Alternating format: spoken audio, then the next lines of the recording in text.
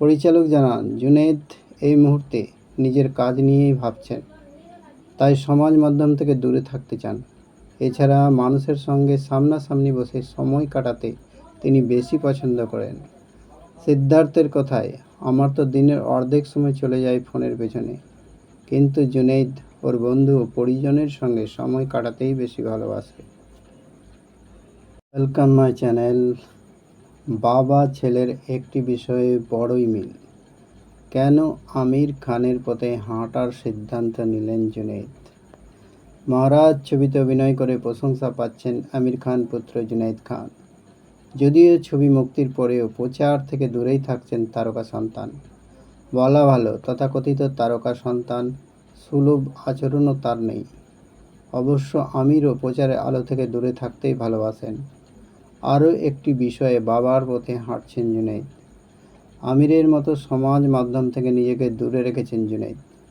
মহারাজ ছবির পরিচালক সিদ্ধার্থ মালহোত্রা জুনেদ সম্পর্কে সংবাদ মাধ্যমকে বলেন, আমি 4 বছর ধরে ওকে চিনি। ও নিজের মতো করে বাঁচতে পছন্দ করে। ও নিজেকে নিয়ে সন্তুষ্ট। ও কাজের বিষয়ে খুবই মনোযোগী এবং ও জানে ও কী চায়।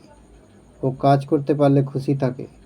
ছবিতেই হোক বা মঞ্চে অভিনয়, কাজ করতে পারলেই ও ভালো থাকে। কিন্তু এই প্রজন্মের অভিনেতা হয়েও কেন সমাজ মাধ্যম থেকে দূরে থাকে জুনেদ? প্রশ্নের উত্তরে সিদ্ধার্থ বলেন, আমি সত্যি জানি না। বহুবার ওকে জিজ্ঞেস করেছি। ও বলেছে ও সমাজ মাধ্যমে আসতে চায় না।